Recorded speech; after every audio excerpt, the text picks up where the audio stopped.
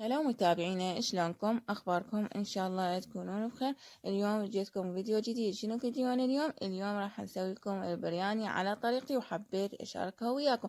بس قبل ما نبلش بالفيديو ونعطيكم الطريقه مالتي، نقول لكم لا تنسونا باللايك والمشاركه ودعم للقناه. اللي ما مشترك بقناتنا نقول له اشترك، واللي ما داز عند اصدقائكم او اقاربكم نقول لكم دزوا على تكبر قناتنا بوجودكم ان شاء الله. يلا حبايب قلبي، خلينا نبلش بالفيديو مالتنا.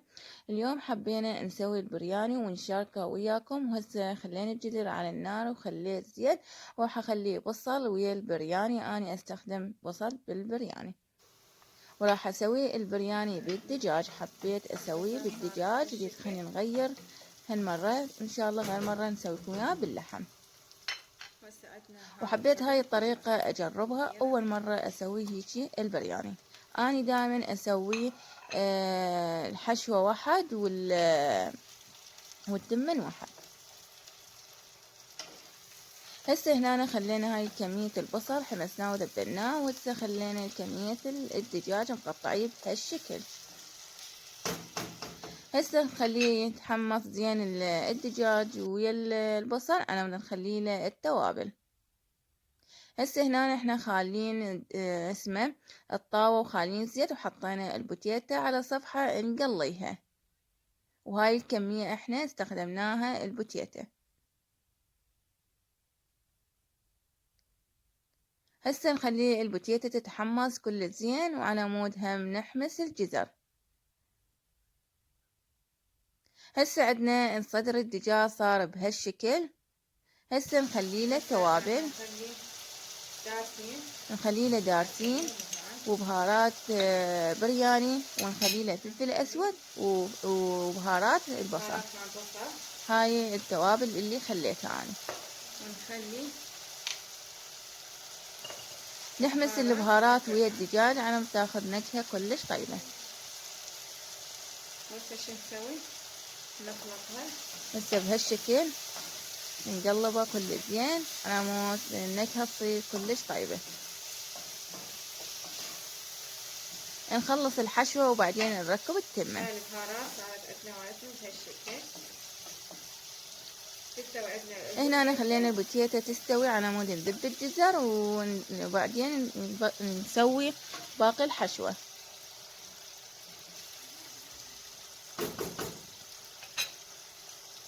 هسه هنا عندي الجزر راح احمسهم بالطاوة.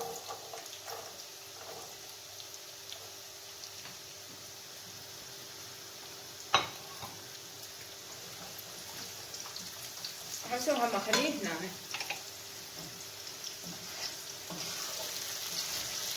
نفقه هاي الماء، عود البهارات كلها تتجانب. هاي صارت الشكل مالتنا البرياني، الحشوة اللي احنا نريدها.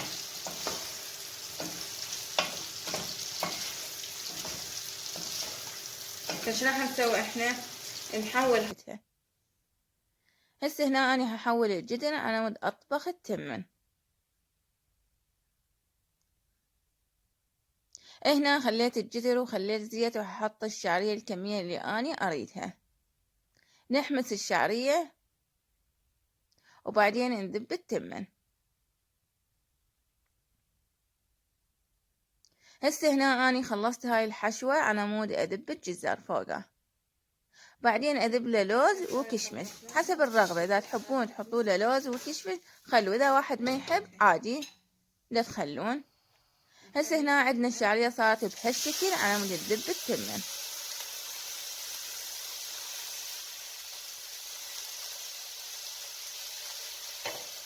هم شوية نقلب التمن شوية، ياخذ تحميصة عن يطلع طعمه كلش طيب، وبعدين نذب المي ويتهدر ونخلي الحشوة وياه نخبطها.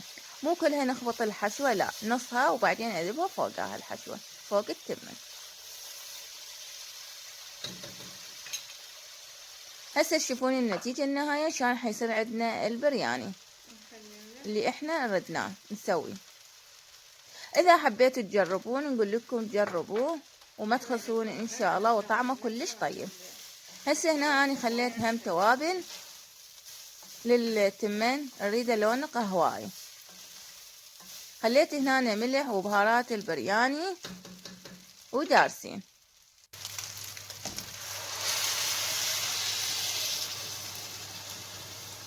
لازم ناخذ لون نريده قهوائي، احنا ردناه بهالشكل اللون، واذا شفتوا لونه فاتح حطوا له بعد. اني شفته كلش فاتح اللون وحطيت بعدين هم بهارات وصار لونه قهوائي. خليت بهارات برياني وحخلي سهم شوية دارسين عاد ناخذ اللون قهوائي نريده. خليه يستوي التمن على مود نرجع لكم ونشوفكم النتيجة النهاية شلون شكله صار البرياني اللي احنا ردنا نسوي. نخلي ماجي مال دجاج، وهاي الكمية اللي احنا خليناه المي للتمن. وهسه هنا خلينا ماجي، نسينا بالاخير ذكرنا الماجي، ما حطيناه بالبداية، عادي ماكو فرق. ونغطي.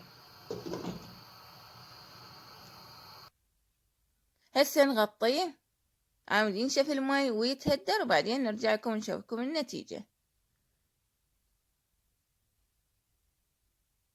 هسه احنا كملنا البرياني وحسيناه لون فاتح وخلينا له بهارات.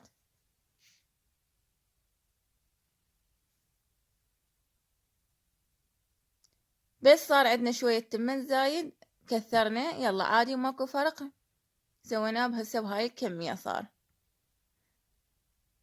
هسه الحشوة حنخبط من عندها نص ونص نبقيها على الصفحة.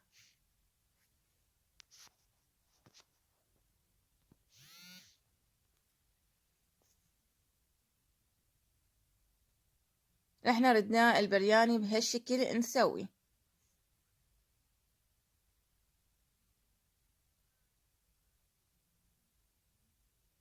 هسه نقلبه عم يساوى الحشوة مالتنا تساوى، والباقي الحشوة نخليها لي فوق، عم يطلع شكله كلش حلو. وإن شاء الله غير مرة أسويكم غير طريقة البرياني. أكو هواية طرق يسوون البرياني، كملوا طريقته. هالمرة أنا عجبني أسويه هاي الطريقة. هسه نخليه يتهدر شوية على مود نصبه وأشوفكم النتيجة النهاية شلون صار شكل البرياني.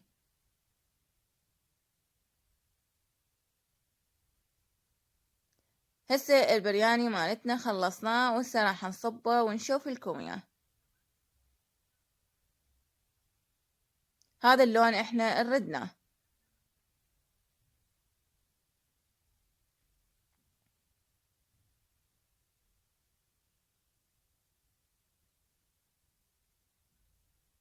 هسه خلينا نصب الكمية اللي احنا نريدها هالشكل.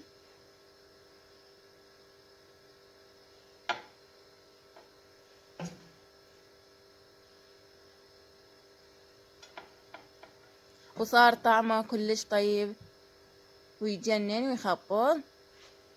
واتمنى منكم تجربون البرياني اللي اني سويته. واذا وصلتوا لهذا المقطع نقولكم لا تنسونا هم شي باللايك على تكبر قناتنا بوجودكم ان شاء الله. يلا حبايب قلبي خلي نكمل ونرجع لكم على ما يطول عليكم الفيديو ولا تملون. هسه هنا احنا خلصنا صبينا البرياني مالتنا وخلينا الحشوة اللي فوق على ما يطلع شكلها كلش حلو.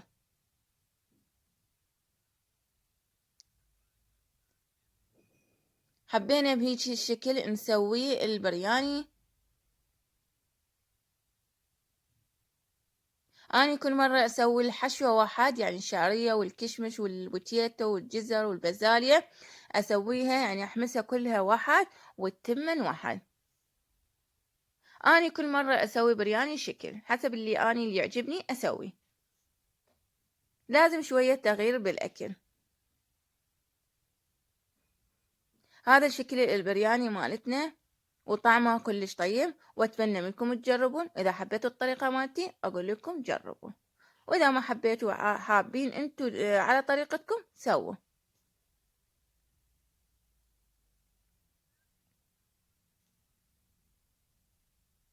هسه احنا خلصنا.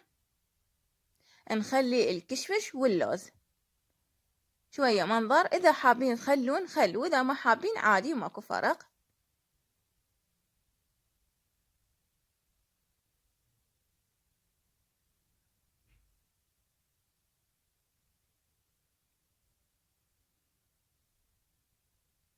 شوفوا شلون شكله صار حلو. نحن نحب هيك نزينه، يعني بيطلع شكله كلش حلو.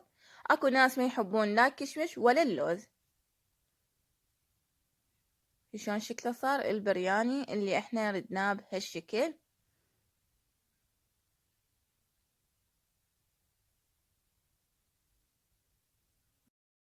هسه هنا نحن خلصنا البرياني، وقيت خليه اصبه بالماعون واشوفكم شلون شكله صار، وطعمه كلش طيب. احنا نحب ويا البرياني الزلاطة والروبة، بنحب مرقة او تشري. شوفوا شكله يخبل والطعم يجنن، واحنا ردناه بهذا اللون، وحبينا نجرب اول مرة هاي الطريقة ويجنن ويخبل. وهسه نقول لكم حبايب قلبي راح ننهي الفيديو وياكم، وان شاء الله ما تقصرون وياي. نقول لكم لا تنسونا باللايك والمشاركة ودعم للقناة، واللي ما مشترك بقناتنا نقول له اشترك، واللي ما داز عنده اصدقاء او اقاربه نقول لكم دزوه. وان شاء الله ما تقصرون ويا وتكبرون قناتي يا رب. يلا حبايب قلبي، ان شاء الله اجيكم فيديو جديد، واذا تحبون طبخات اكتبوا لنا بالتعليق، وان شاء الله احنا ما نقصر وياكم. وهسه شو نقول لكم؟ نقول لكم باي باي حبايب قلبي، وان شاء الله نجيكم فيديو جديد.